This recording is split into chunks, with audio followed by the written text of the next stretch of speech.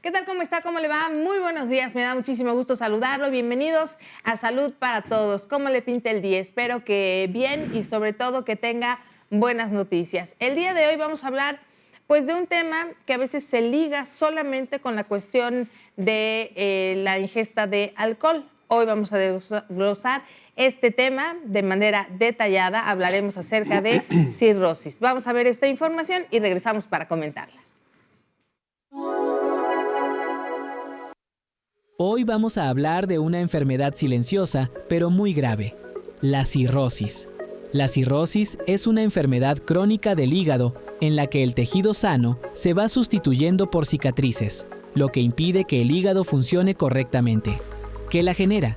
Las causas más frecuentes son el consumo excesivo y prolongado de alcohol, la hepatitis viral B y C, el hígado graso no alcohólico asociado a obesidad y diabetes, y algunas enfermedades hereditarias o autoinmunes.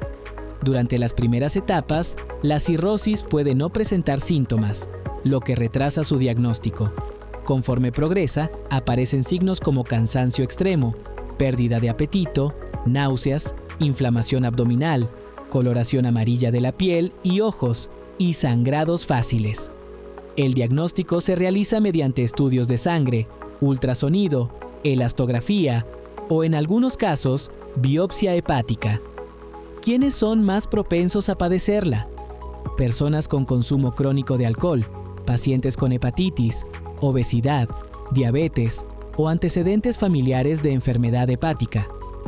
La cirrosis no se cura, pero sí se puede detener su avance si se detecta a tiempo.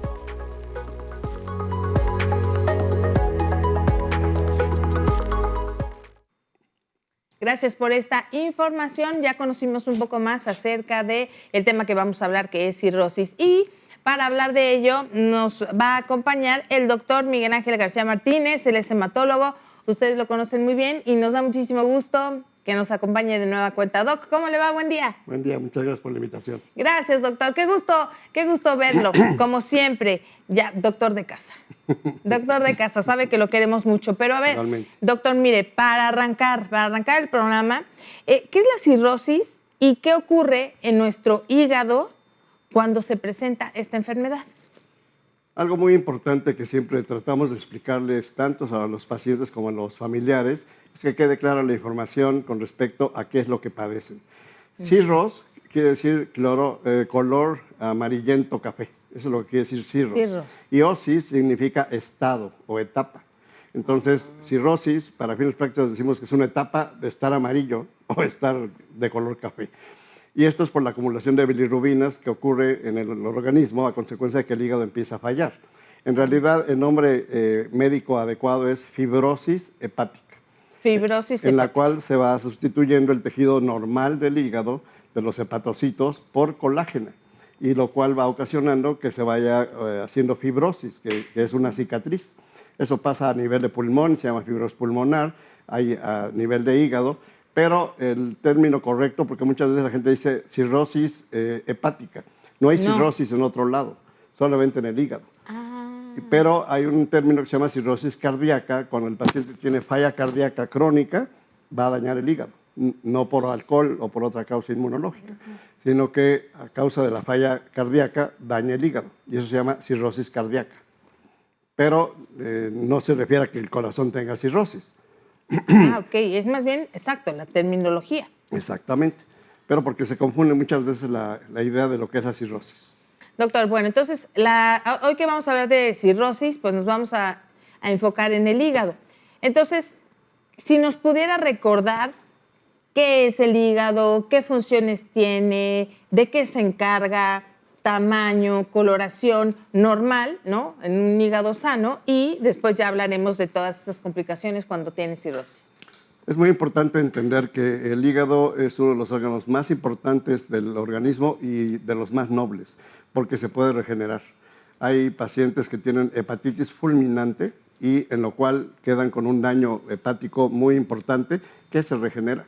Y esto se ha visto a largo plazo.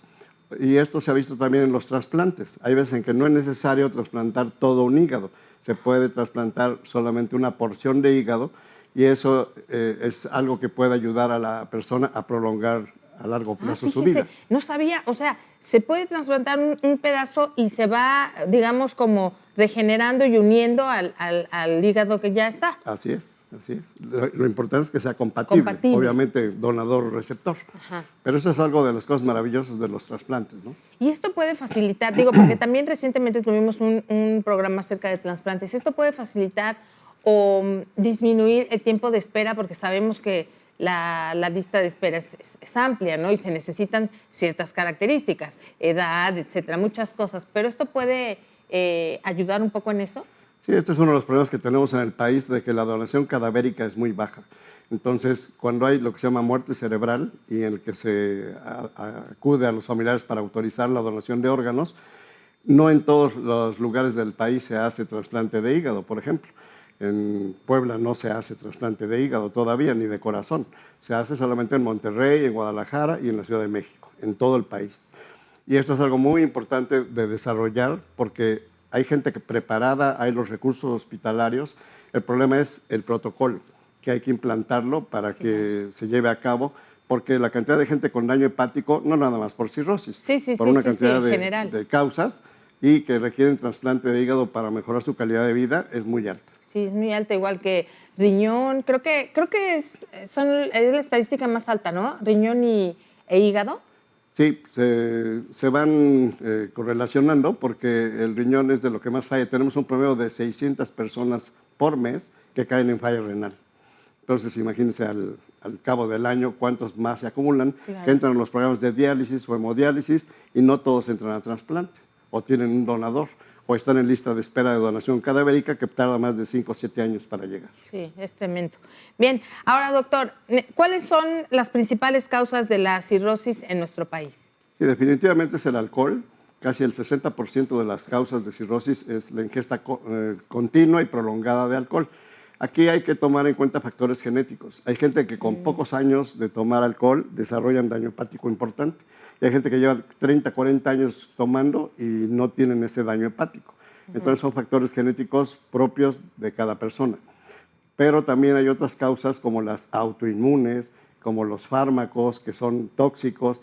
La gente tiene mucha la idea de usar terapias alternativas para no usar medicamentos y utilizan árnica, utilizan alguna otra sustancia con el fin de bajar de peso, para obesidad o para controlar el azúcar. Eso es muy dado en nuestros medios rurales todavía en México, ¿no? Y eso ocasiona daño hepático. Hay gente que ha ingerido hongos tóxicos, venenosos, y en 48 o 72 horas fallecen por falla hepática fulminante. Entonces, por eso es tan importante informar a la población que debe de acudir con un médico calificado para que pueda dar un tratamiento adecuado. Bueno, ya nos mencionaba acerca de este porcentaje que es elevado, un 60-70% por la cuestión de la ingesta del alcohol, pero no solamente es por esta causa, ¿no? Por ejemplo, conozco una persona, la tía de mi esposo, que falleció de cirrosis y nunca tomó. Entonces, sí, una falla, ¿no? Claro. Una de las causas más importantes es la diabetes, que conlleva a hígado graso, y el hígado graso lleva cirrosis, aunque no ingieran alcohol. Otra causa son los virus de la hepatitis, el A no, pero el B sí y el C, que son criptogénicos, o sea que van a provocar cirrosis y también se asocian a cáncer de hígado. La hepatitis A, que es la común en los niños, no causa cirrosis. Y la B y la C sí, y esos ya no actualmente, pero antes se transmitían por transfusión. Ya es una de las pruebas obligatorias ahora para una transfusión, por ejemplo. Sí. Pero esa fue la causa de mucha gente que enfermó de cirrosis por virus B o virus C. Actualmente ya hay tratamientos encaminados a erradicar el virus con muy buenos porcentajes de respuesta y que se pueden curar y ya no desarrollar cirrosis. Y las causas autoinmunes, que se asocian a lupus, artritis reumatoide o alguna otra enfermedad autoinmune y que en forma secundaria lesionan al hígado. Bien, ahora doctor, ¿qué relación existe entre la cirrosis y enfermedades de la sangre desde el punto de vista de un hematólogo? La cirrosis precisamente es el área en el que se producen los factores de la coagulación en el hígado y esto hace que al no producirlos en forma adecuada alargue los tiempos de coagulación y predisponga a sangrados. También hay una fase en la que se llama de hipertensión portal, en la cual el aumento de la presión entre el hígado y el vaso hace que la vena porta aumente su presión y eso es lo que se llama hipertensión portal, de más de 12 milímetros de mercurio. Y esto hace que el vaso empiece a congestionarse y empiece a desarrollar lo que se llama esplenomegalia, o sea, que crezca, y después hace hiperesplenismo. Empieza a captar glóbulos rojos, glóbulos blancos, plaquetas, y entonces empieza a desarrollar anemia, baja de defensas, y al desarrollar baja de plaquetas, empiezan a desarrollar equimosis en la piel, o inclusive pueden desarrollar sangrados masivos, como vómito de sangre o evacuaciones con sangre. Válgame. No, bueno, ahora, ¿por qué la cirrosis afecta la coagulación y provoca estos sangrados que nos están mencionando?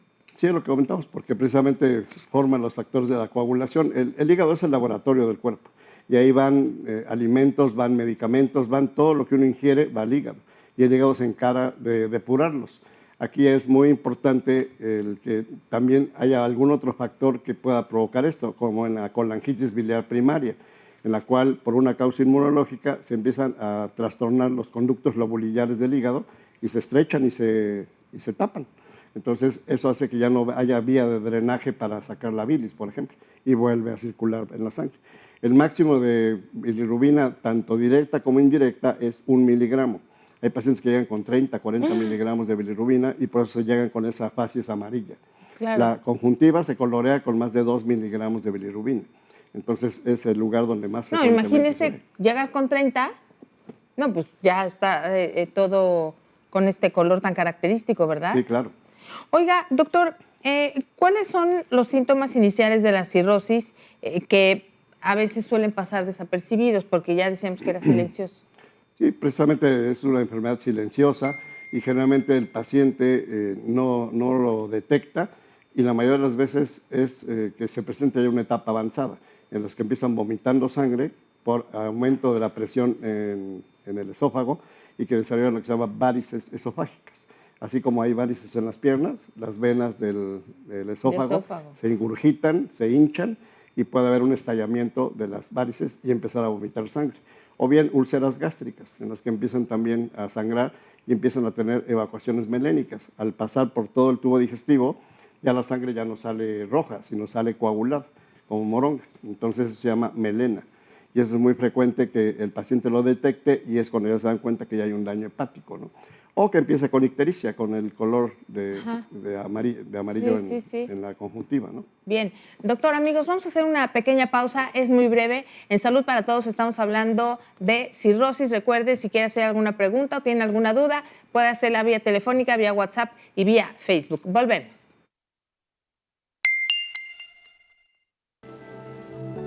La cirrosis es una de las principales causas de muerte por enfermedad hepática en México, especialmente en personas de 40 a 60 años.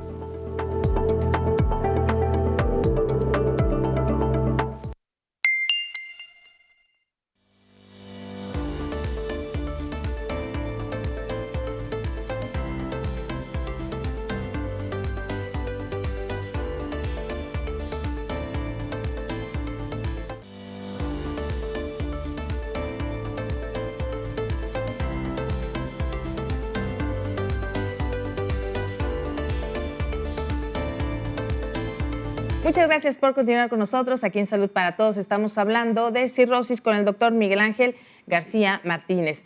A ver, doctor, yo le quisiera preguntar, porque ahorita nos estaba diciendo que el hígado es el laboratorio del cuerpo, pero ¿cómo es el funcionamiento? Porque, por ejemplo, ingerimos algún alimento, todos los alimentos, todo lo que comemos, algún medicamento en boca, esófago, ¿y cómo va el funcionamiento? Llegan al estómago y de ahí, ¿cómo empieza el funcionamiento para que cada órgano ya empiece a tomar acción?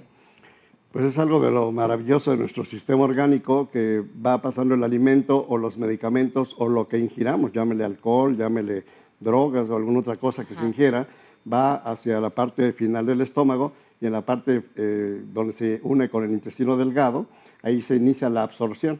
Entonces ahí se empiezan a incorporar los medicamentos ya desmenuzados, ya degradados, y entonces va pasando a la circulación del hígado.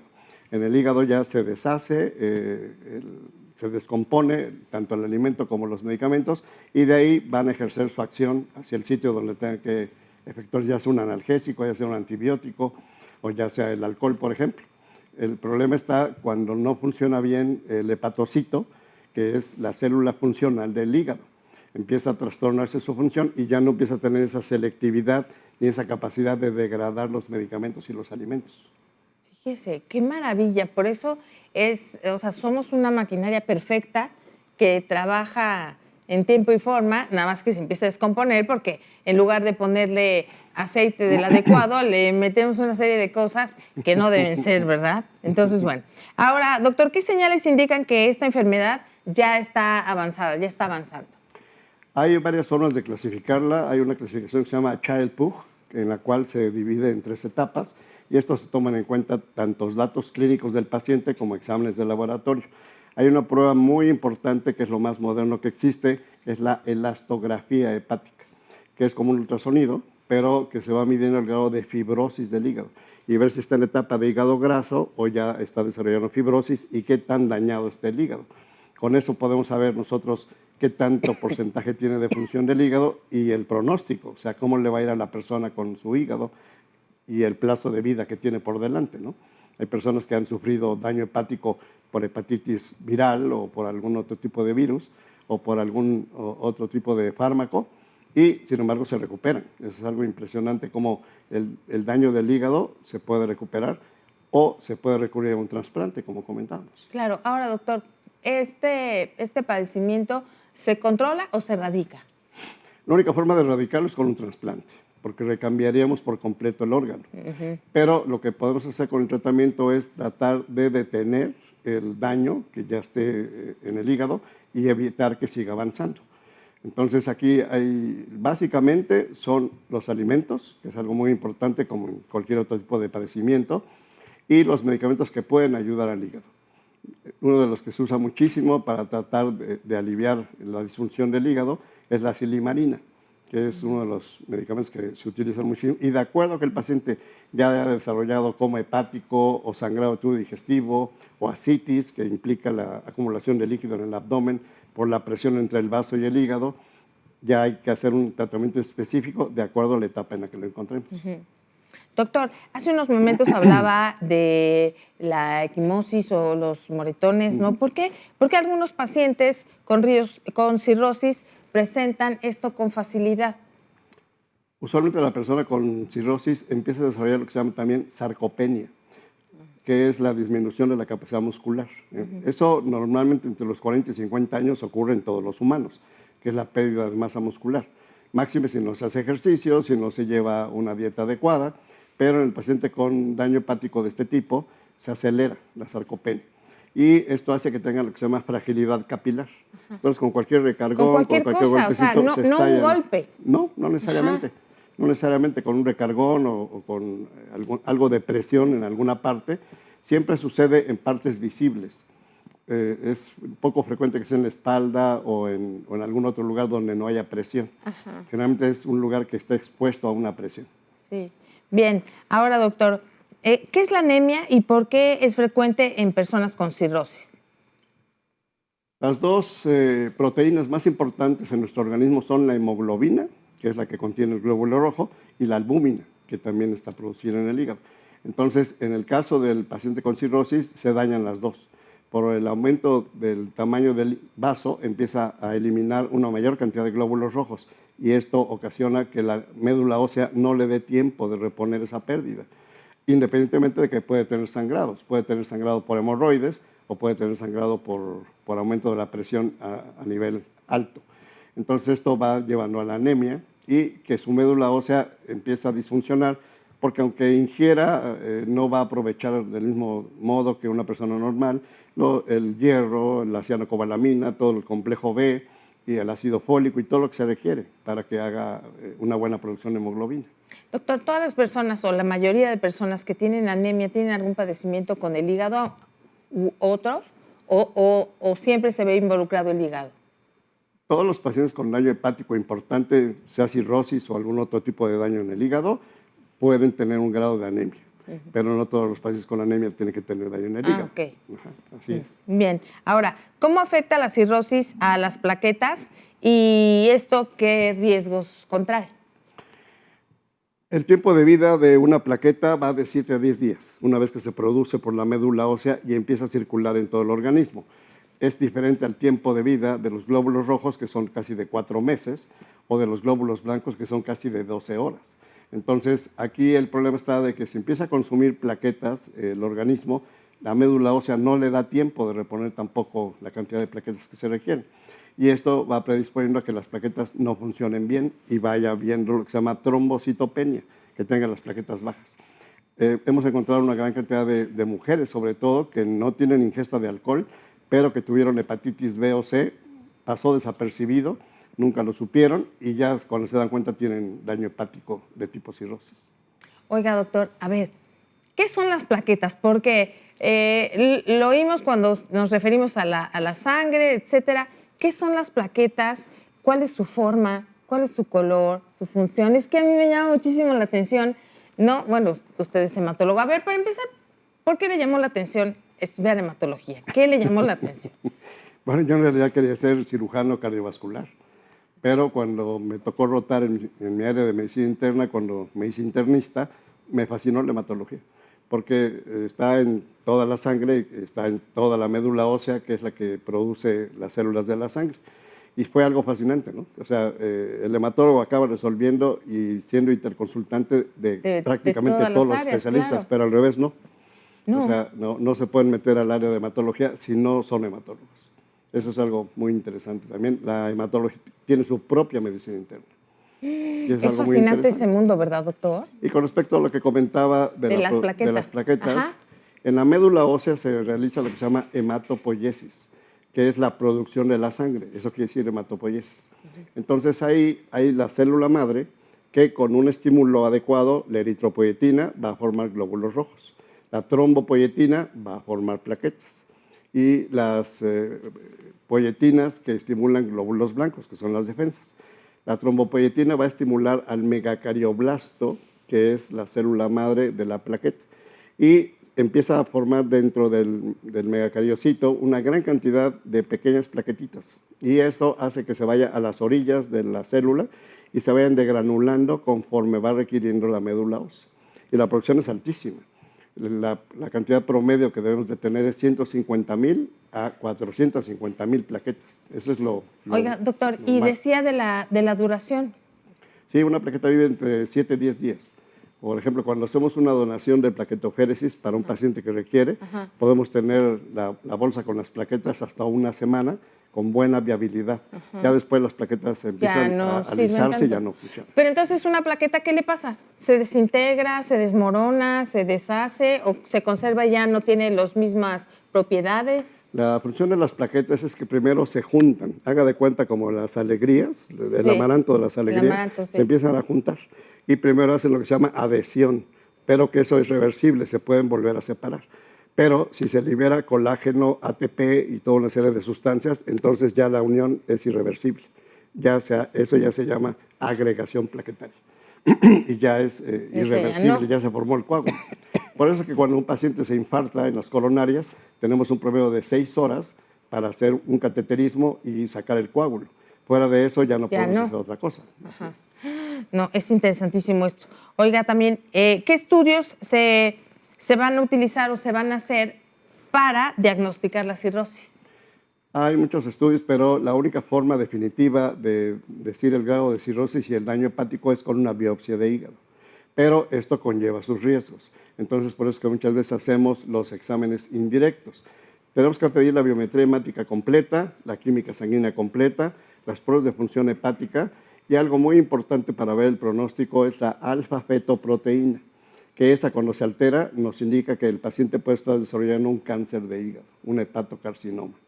Y esto es muy importante porque hay pacientes con cirrosis que no tienen cáncer de hígado, pero es más fácil que el cáncer de hígado se injerte en un paciente con cirrosis. Por eso es importante esta prueba de alfa-fetoproteína. Oiga, doctor, ¿por qué decía que puede haber algún riesgo cuando se hace punción, dijo? Una punción, y mejor, o sea, esa digamos que a lo mejor es la autopista, pero prefieren irse por la libre. ¿Por qué? ¿Por qué? Lo que sucede es que, como bien comentaba Gaby, el problema del paciente con cirrosis también tiene factores de coagulación alterados. Entonces, un riesgo de una cirugía es muy alto.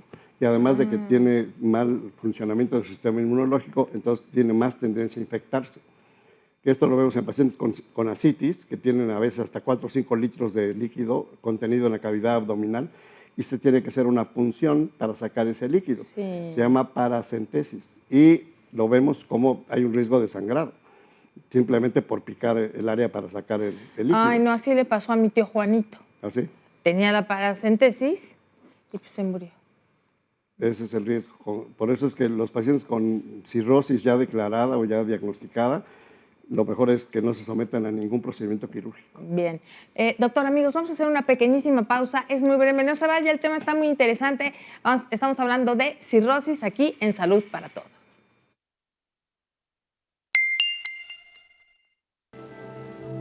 Más del 60% de los casos de cirrosis están relacionados con el consumo crónico de alcohol y el hígado graso no alcohólico.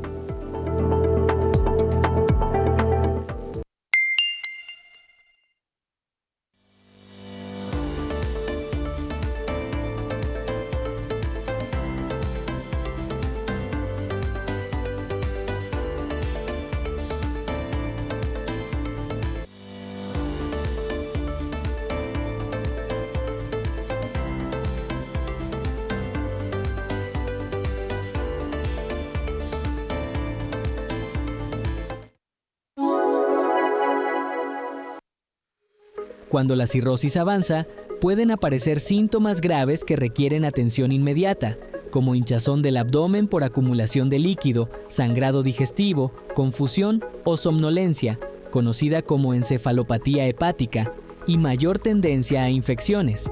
Estos signos indican que el hígado ya no está funcionando adecuadamente. El tratamiento depende de la causa. En todos los casos, es indispensable eliminar el factor que daña el hígado, como suspender totalmente el alcohol, controlar la diabetes, bajar de peso o tratar la hepatitis viral. Además, el médico puede indicar medicamentos para controlar complicaciones, cambios en la alimentación y seguimiento constante. La cirrosis es una enfermedad seria, pero detectada a tiempo se puede controlar. Escuchar a nuestro cuerpo y acudir al médico puede marcar la diferencia entre vivir con calidad o enfrentar complicaciones graves.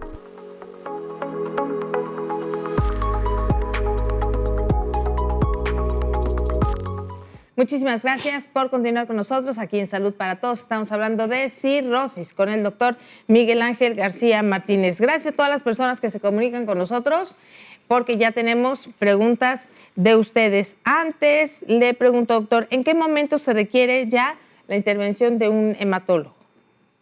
Desde el inicio, porque es muy importante controlar que el paciente no tenga alteraciones de coagulación o compensarlas, o que empiece con datos de hiperesplenismo, que empieza a secuestrar una gran cantidad de glóbulos rojos, glóbulos blancos y plaquetas. Aquí, de los riesgos muy importantes que hay que evitar son los sangrados. Bien, preguntas del público. Gracias por comunicarse con nosotros. Le preguntan, doctor, tengo hígado graso, no alcohólico, prediabético y padezco de presión alta. Estoy llevando una dieta adecuada desde hace 3 meses y recién me hice estudios y disminuyó un poco. No lo...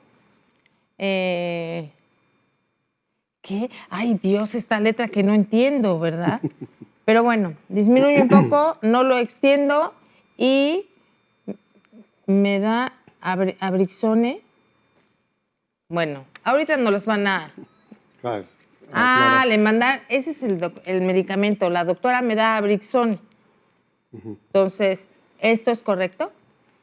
Lo que pasa es que básicamente el hígado graso se debe tratar con dieta y ejercicio, básicamente.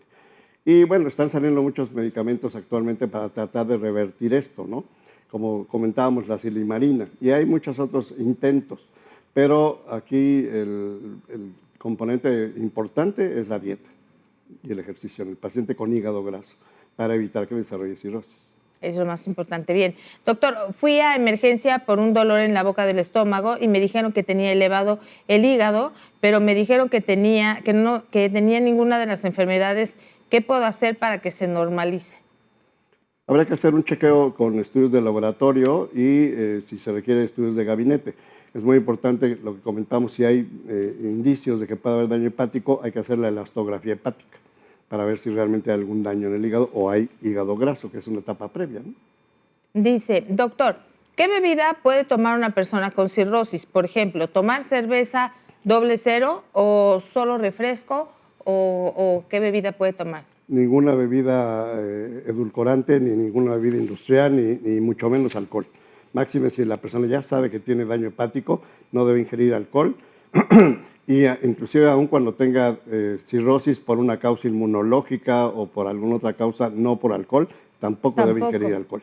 Ajá, ni, bueno, ya ni decía, bebidas gaseosas tampoco. bebida, o sea, todas, no cero, solo de cola, cero, ninguna cero, gaseosa. Cero. Bueno, mi marido tiene 55 años y cirrosis hepática. ¿Puedo quedar embarazada? Tengo 25 años. Sí hay cierta disfunción del punto de vista hormonal para el hombre, pero su producción sigue vigente. Entonces, no hay ningún problema. Puede surgir embarazada, sí. Oiga, doctor, ¿y qué pasa con el bebé?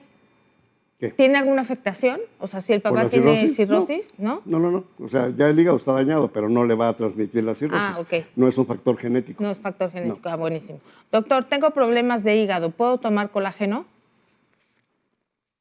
No tiene realmente ninguna contraindicación, pero depende para qué quiera tomar el colágeno, ¿no? Si es porque tiene algún problema articular, si tiene osteoporosis o qué tipo de daño tiene que requiera tomar el colágeno. Y sobre todo hay bastantes tipos de ingerir el colágeno, hay que saber cuál es el adecuado. Claro, y es que justamente, doctor, hay muchas personas que escuchan colágeno, me lo voy a tomar, ¿no? La automedicación, me lo voy a tomar, es inofensivo, pero entonces hay hidrolizado, hay este tipo de colágeno, tal. Muchas veces no sabemos ni para qué sirve ni cuáles son los componentes y, en este sentido, relacionándolo con el tema, ¿cómo lo desdobla el hígado? Porque también creo que es importante saber o informarnos qué es lo que estamos ingiriendo. A veces la vecina nos los recomienda, la mercadotecnia juega su papel y entonces consumimos y no sabemos siquiera si nos está beneficiando y estamos poniendo a trabajar al cuerpo, ¿no? ¿Es difícil de desdoblarlo? Con el colágeno ocurre lo mismo que con el calcio. Y esto, como ha aumentado el conocimiento sobre la osteoporosis o la osteopenia, que es natural en las mujeres después de que dejan de reglar en la menopausia, hay que tener mucho cuidado porque con el colágeno, como con el calcio, por ejemplo, la gente a veces toma pastillas de calcio pensando que va a ir a los huesos. Y esto no es real. Se va al riñón y va a formar cálculos. Es que justo eso quiero que me diga, porque de verdad se ingieren una serie de cosas que ni sabemos. Entonces pensamos muy felices, me estoy tomando calcio, tengo mis huesos, pero súper fuertes. ¿Y no? Sí, claro. Hay que tomar en cuenta, en el caso de la osteoporosis, por ejemplo, junto con el colágeno, hay que tomar los alendronatos, que son los que ayudan a fijar el hueso, el calcio. Y el colecalciferol, que es la vitamina D3 y que esa se sintetiza simplemente por exponerse al sol. Ya hay medicamentos combinados en las que viene colecalciferol, que es la vitamina de hidroxivitamina D3, junto con calcio. Y hay que tener mucho cuidado para tomarlas también, porque si no, en forma indiscriminada o automedicadas, son peligrosas. Son peligrosas. Entonces me voy a ir a la playa a tomar el sol porque voy a decir, lo indicó el doctor. Yo estoy obedeciendo las órdenes del doctor. No, pero tomar, ¿cómo? O sea, sí, la vitamina D sabemos, pero ¿cómo es el consumo correcto de esta vitamina de manera natural? Primero hay que examinar a la persona si requiere realmente el colágeno y a dónde se pretende que vaya a actuar. Por ejemplo, hay mucha gente que tiene condromalacia, que es una deficiencia a nivel de cartílagos en las rodillas y sufre de mucho dolor articular. Entonces piensa que tomando el colágeno va a mejorar esa área. El porcentaje de absorción del colágeno a veces no es ni del 20%. Entonces, aunque se tomen las pastillas, no todo va a ir a actuar a ese lugar. Claro. No. Aquí hay que hacer ejercicio, hay que llevar una buena dieta balanceada y sobre todo reforzar articulaciones, porque muchas veces la gente no tiene vida sedentaria y aunque tome medicamentos no va a mejorar de las articulaciones, ¿no? Oiga, doctor, personas con ictericia, los baños de sol. Yo recuerdo que mi sobrino nació y estaba pero amarillito, entonces le tomaba todos los días baños de sol y ya fue recuperando la tonalidad. Aquí hay varias opciones porque en los niños hay una inmadurez hepática. Entonces aquí lo que sucede es que no están metabolizando adecuadamente la bilirrubina. Y la fototerapia, que se puede dar desde la incubadora, que puede dar con luz, o bien exponerlos al sol, hace que se pegue la bilirrubina a la albúmina y se tire por la pipí. Eso es lo que se hace cuando se exponen a la fototerapia. Pero una persona con cirrosis, aunque se exponga al sol, ya no va a funcionar de esa manera. Claro. Bien, doctor. Ahora, ¿qué complicaciones graves se pudieran presentar si no se atiende a tiempo? Pues las complicaciones que pueden ser inclusive fatales, una encefalopatía hepática, se empieza a acumular una cantidad importante de amonio, que es una sustancia tóxica que se debe eliminar por la orina y que en el momento en que el paciente ya la está reteniendo, empieza a intoxicar el cerebro y puede ocasionar desde trastornos mentales, somnolencia o hasta llegar al coma hepático. Entonces aquí es muy importante ya dar un tratamiento enfocado para eliminar el amonio. Otra cosa es que empiecen a tener sangrado de tubo digestivo y no se den cuenta, que empiecen a sangrar del estómago y en lugar de vomitarlo, vaya hacia el intestino. Aquí empiezan a absorber la urea y también el amonio a nivel de intestino delgado y eso ocasiona también intoxicación cerebral y puede llevar al coma hepático. Entonces, son muchas las cosas que hay que valorar en qué momento estamos encontrando al paciente, ¿no? Claro, hay muchas complicaciones y hay que atenderlas. Ahora, ¿qué es la hipertensión portal y por qué es tan peligrosa? Lo que comentábamos previamente, de que debe haber una comunicación entre la circulación entre el vaso y el hígado y que se recoge la sangre por la vena porta, que es una vena muy gruesa, muy ancha, muy grande, que llega al corazón. Entonces, aquí es donde aumenta la presión y es como un globo en el cual empieza a aumentar la presión a nivel de la circulación de vaso-hígado y empieza a aumentar la presión hacia arriba. Y esto puede ocasionar el desgarro de las varices esofágicas y ocasionar un sangrado de tubo digestivo alto o bien hemorroides hacia abajo, que las hemorroides a fin de cuentas son varices rectales, ¿no? Claro, y es lo que la siguiente pregunta, se me hace que la está adivinando, doctor. ¿Por qué algunos pacientes con cirrosis presentan este sangrado digestivo? Exacto, es por eso, ¿no? El aumento de la presión. Entonces, lo más común es que sea hacia arriba, porque es a donde circula la vena porta, ¿no? Pero también hay un aumento de la presión a nivel rectal, y esto puede ocasionar también la hematoquesia, si es que es una hemorragia fresca, o bien melena, que es una sangre coagulada. Bueno, vamos a hacer una pequeña pausa, vamos a respirar profundo, doctor, amigos, y regresamos para la recta final aquí en Salud para Todos, hablando de cirrosis. En México, 8 de cada 10 personas con cirrosis fueron diagnosticadas en etapas avanzadas, cuando ya existen complicaciones.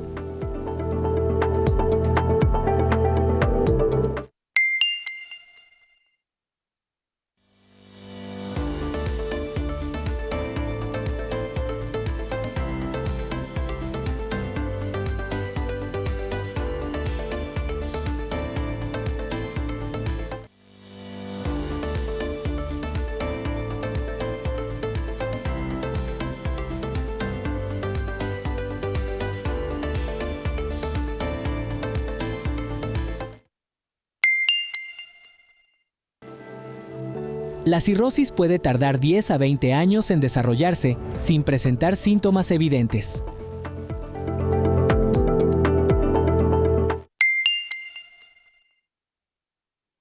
Muchísimas gracias por esta información. Estamos hablando de cirrosis con el doctor Miguel Ángel García Martínez. Doctor, ¿qué papel juega la alimentación en el tratamiento de la cirrosis? Básica.